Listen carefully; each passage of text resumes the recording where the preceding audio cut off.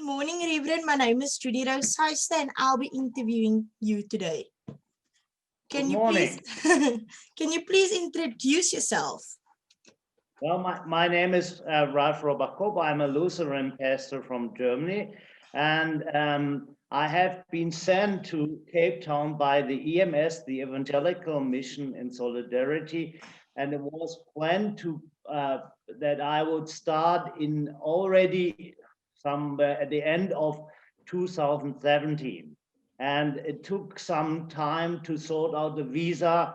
That was due to some problems on both sides, and also the changing laws in South African immigration. Yeah, at the end, after some waiting, I entered South Africa in March on the 12th, March 12th, 2019, and I was supposed to be an ecumenical worker to the Moravian Church, but primarily at the Moravian Theological Center, and well, also working in some parishes. At the end, it was that I was working half way for the seminary and the other way in the parishes, and the parishes was I think the more sometimes even the more plannable part of my work, because the seminary is very small and vulnerable to a lot of say organizational challenges. Yeah. Okay. And do you want to know about my task also, or Okay, yes, you can tell me about your tasks while being stationed in South Africa. Yeah, you know, the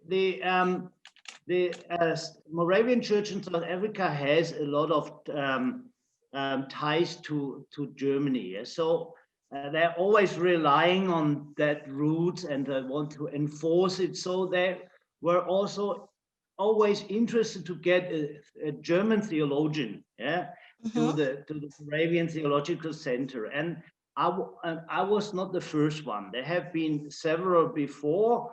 There was some kind of interruption for 2 or 3 years. So they thought to have somebody who brings the connection to the German academical theology. And they thought, what is the most precious that Germans have? That is the knowledge of the biblical languages. And so they thought to play on that academical level with Stellenbosch and the Western Cape. So having somebody teaching Greek and Hebrew, and also getting direct access to, say, exegetical knowledge from a main or well-known university like Tübingen, where I was working as a postgrad for about 5 years. That was the task, and they thought maybe they can also use me for other educational issues. That was, yeah. Okay, so what was it like to be a minister and lecturer in South Africa? How was it different from being back in Germany? Let me start with ministering. Yeah, you know, I thought it was not the first time I have been abroad. Yeah, I had trips to Asia. Yeah, I ended up being asked to have a sermon in the Himalaya, or having a spontaneous Eucharist somewhere in Borneo. So I thought that must be quite a challenge to minister in a different cultural context. Yeah, and I wasn't able to speak Afrikaans. Yeah, so I thought that would be quite a challenge. But the funny thing was, it was very quick that I was accepted to be a minister. Yeah, I could lead a service. I could read down the Afrikaans liturgy, because it's very close to German and it's very old-fashioned language. Yeah, so I could start very soon reactivating also I have a Methodist background. And that Methodist Free Church background with small, tiny congregation where I was brought up in my first 20 years of my life, I could reactivate it. Brother, sister, yeah, we are all in love. And why didn't you show up last Sunday or something like that? That was what I reactivated to preach in cultures, and people were happy. They could understand me. And so it worked in the parishes. They made me feeling like a Moravian minister. Okay, no, that's good. I'm glad. So tell me, what were some of the challenges you had while being here in South Africa? Well, what was the real challenge is, I would say, that you still have that segregation in your society. That shocked me really, and sometimes I really felt it has even become worse since 94 or 92, whenever you think the change had to be.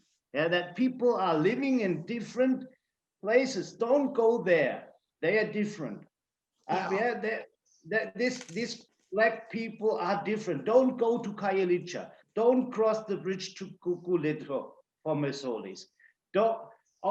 These colored people are all gangsters. Yeah, you can hear it from black and white, and the whites, they are all difficult. So people are living in that different segregations, and you are the only one to visit Langa at Heritage Day, the only non-Nguni person. So I like to go to every part of, but I was not allowed. And the people said it's not safe, and I always felt, I get that feeling that you have to look who's next to you and who will show up to rob you. Yeah, that was the most the being alarmed all the time. Yeah, grab and smash and grab next to Steenberg or whatever. Yeah, but I'm used to go into the jungle of Borneo. So I like to go to Guguletho also. So that was a challenge, and I did a lot of things. They said don't go. Yeah, don't drive to Khayelitsha. Yeah, I have been to shopping in Guguletho. I have been to Langa. Yeah. So you basically took risks while being here.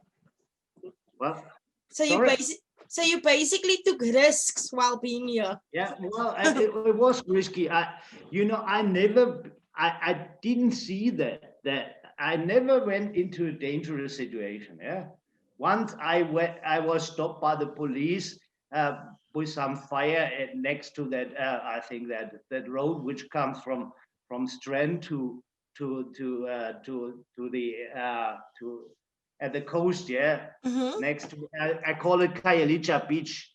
So my navigation sent me around the police, whereas through Khayelitsha. Yeah, but I thought maybe that was a little bit dangerous. Yeah, in that situation. Yeah, because there was some riots. Yeah. Oh, sure. So, Reverend, what were some of the festivities you were able to celebrate with us as South African Moravians? I went all as I had about a year, yeah, from the 12th of March to the 26th of March the next year. So I went through all the church year, yeah. What is the most interesting is, say, the Moravian festivals, which are mostly, I would say, the August, yeah, the 13th of August and Kinderfeast that week, and the chief elder, that is totally Moravian, yeah. And what was also interesting to me was how you celebrate the Passion Week, yeah, starting with the Bethany until Easter. That is having a lot of liturgy, yeah. That was also my experience. You feel like in a museum sometimes, yeah, that you step back to a liturgy which reminds me to Germany 1800. Yeah, you think Zinzendorf will just come around the corner. Yeah. You still have that hymns yeah, which we have not sometimes forgotten in Germany. Ah, okay, so we still a bit old school. Well, that was something which is which German people don't wait. Yeah, if you come to Africa, you wait for some, I would say, charismatic, yeah, people, a mixture of charismatic and tribal exorcism and a lot of preaching or something. You wouldn't expect having a church which is very, well, say, elderly people, yeah, very organized, and so, everything seems to be like 50 years before. Yeah, so I know that people in Cape Town dressing different, but I know you're still separating in the countryside women and men or something like that. That was in Germany until 100 years ago. Yeah, so we're still far behind. Well, So both sides. You also, you know, especially in COVID, you in the COVID crisis, you jumped ahead with all that using the digital technology. You overtook Germany in many parts, yeah, being adjusting to the situation, and that is the other side.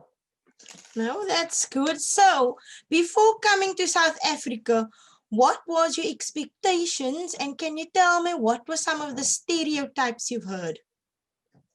You know, I knew about that the history of apartheid, yeah, and I knew that there was Suma, yeah, and I knew that a relative of my wife was shot somewhere on a farm, yeah. I knew that there will be dangers, yeah, and I knew that a lot of people go for their tourist sites, yeah. So I had an ambiguity of the nice South Africa and the dark side behind the mountain in Cape Town, something like that. And that was even enforced by meeting Reverend Gregson, who told me, be careful if you drive through Cape Town, don't stop at the lights in the night, always keep a distance to be able to flee. Yeah, that was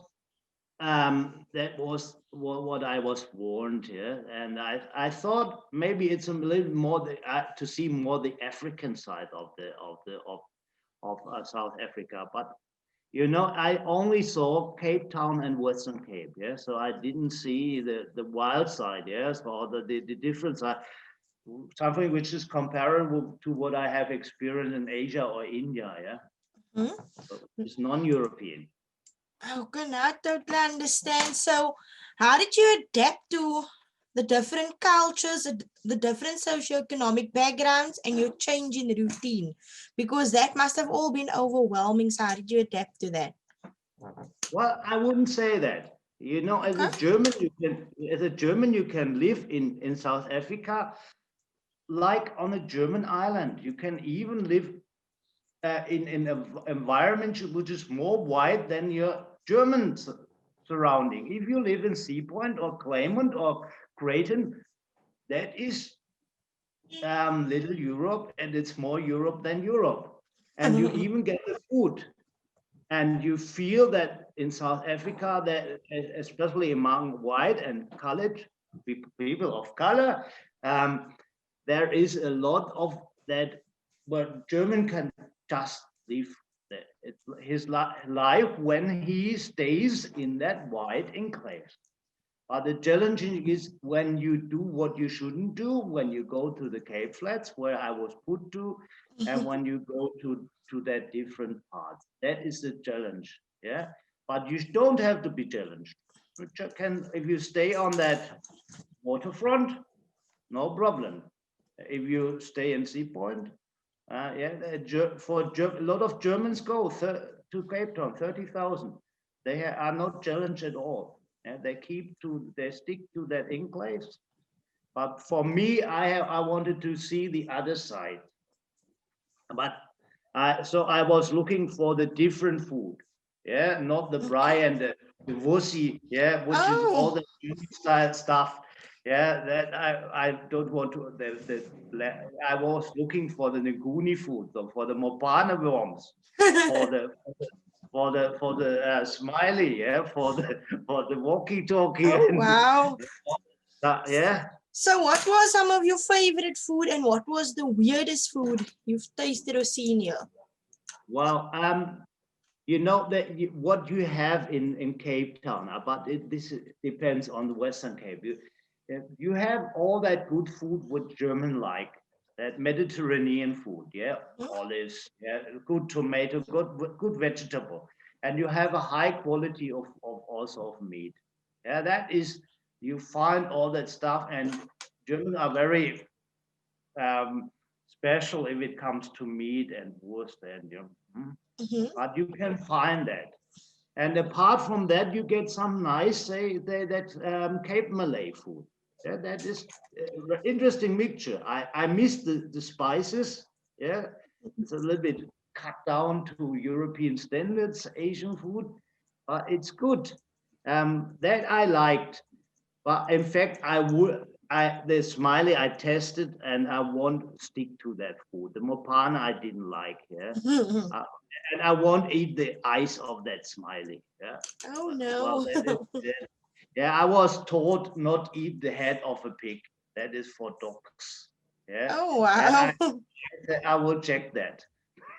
You are braver than I am when it comes to food. I have never tasted a smiley or mopane worms, and it's not things that I would want to taste or even see.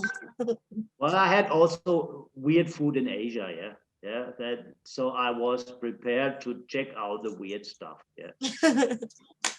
So, what were some of the most incredible sights you saw or visited? You know, if you come to Cape Town, you always end up with a Table Mount. You know, I had this ticket for the table for the cable car. Yeah, so I went up several times to have a walk, especially on the plateau. Oh, yeah, where a little bit on the backside where the tourists are not, and also I walked down alone. Yeah, but I was always told not to go walk alone, otherwise Yes. you end up like Russian guys. Yeah, yeah. But I Oh, did. Yeah, I went. I took my kjere, yeah, that stick, yeah, yes. and no rucksack, and I thought I'm as colored as many people that time, yeah, and I keep under the radar. I have some beards, yeah, but I like that, and that is from the side, and I like the view from they say the table view, yeah, from the north, yeah, that what you see in my background, yeah, that I really Yeah. like that. And I like the peninsula, and I like the Cedar Mountains. That is the sightseeing. But I also like to go to say Langa and have with a small sightseeing tour and ending up in one of the shebbeens and speaking to the people and having one of that local beer from that barrels. That is, so you don't talk about, don't tell it to the Moravians, yeah. so you really saw a different side of South Africa than most international travelers do, because you went to Well, because you went to all the places they said you shouldn't go, but yet you did.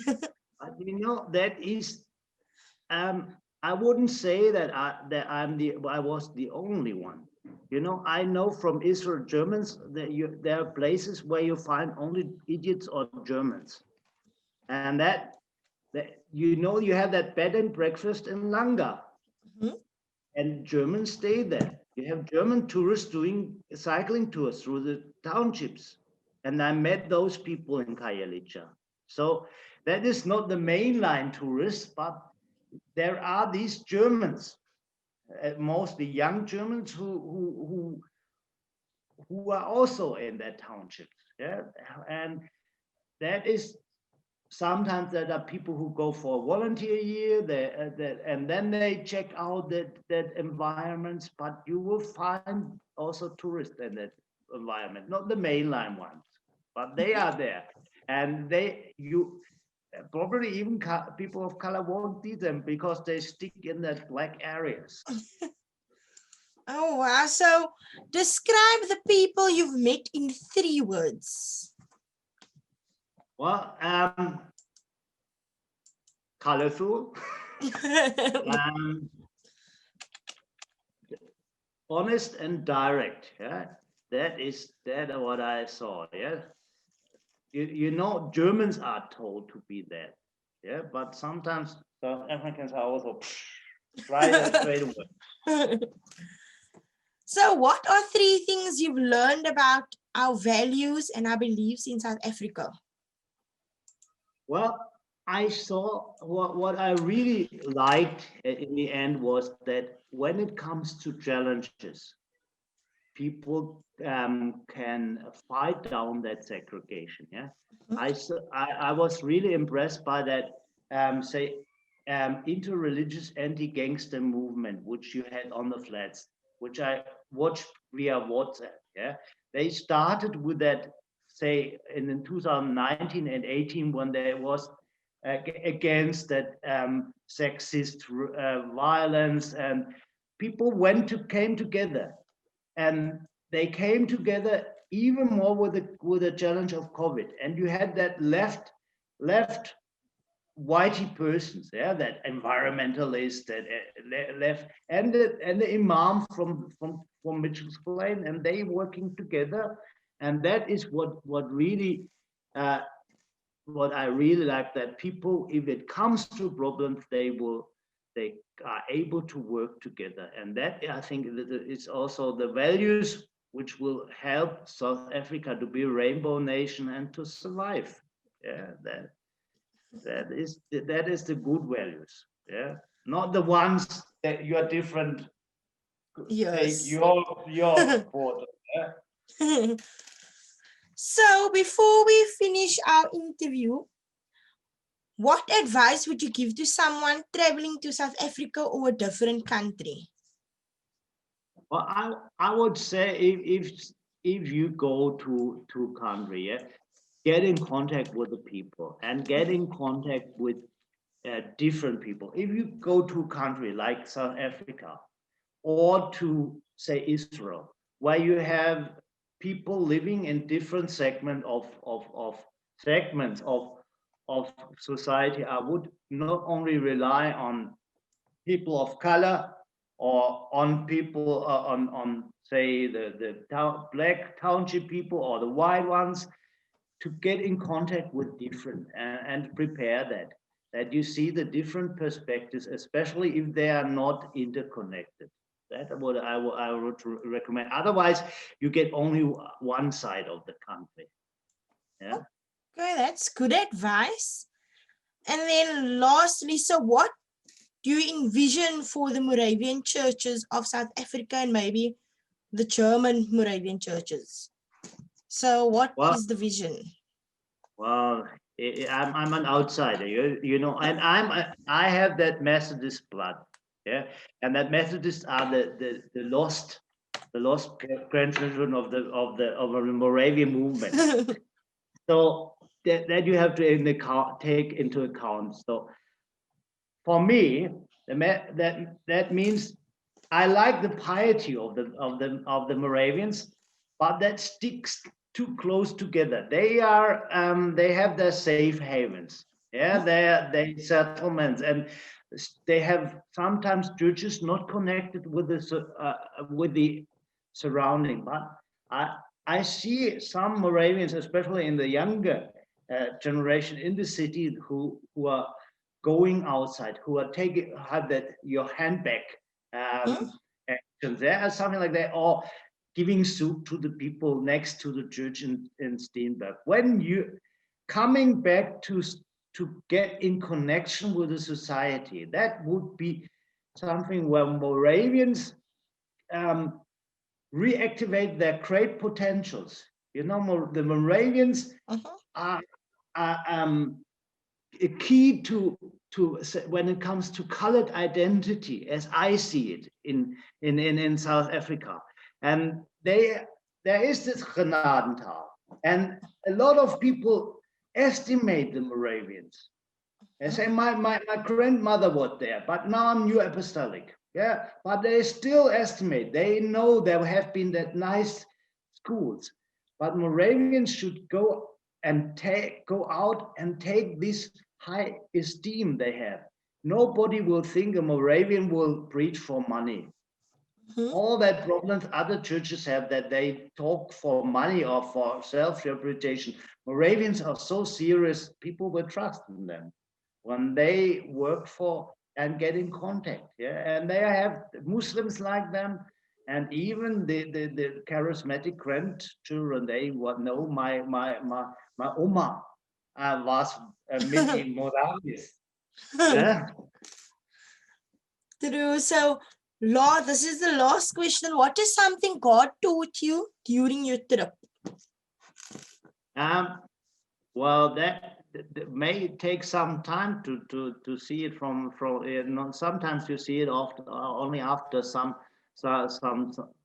months. But I would say what I was taught of flexibility and humility. Yeah, I thought going to Asia, going to the Pacific, I'm prepared for most cultures, but I had to also step back and to see, well, as a German, I'm mostly put into that box and have to reflect it. Yeah, and sometimes even have to take it. Yeah, I have to take it and take up, even if I'm not that way, I have to stick with that prejudice, and I will, and also help the people to get say a better relation with that German heritage also. That was something God put me in that. Well, you are brought up in that, so you are the one to also to share that heritage with people. Yeah. Reverend, thank you so much for your time. Is there any last things you would like to say? Any personal remarks? Any advice? Well, you know, I already told it in the last answer. I would encourage especially Moravians and colored people to be more proud. Yeah, to not to always think we are not white enough, we are not German enough, we are not black enough or whatever. To say that you have that great potential, that you have something from all the sides, that you have that mixture. Yeah, you are the Khoisan and you are the German, and you have that all, and that you take up that hybridity as a chance to connect and to bring together that society, and also in something that it will be also a mission for a church. Yeah, a small church which could be a catalyst to interconnect people of different backgrounds. Reverend, thank you so very much for your time and for the valuable information and the lessons learned. Thank you too. Yeah, and may God bless South Africa and keep safe. Have a blessed and wonderful day further.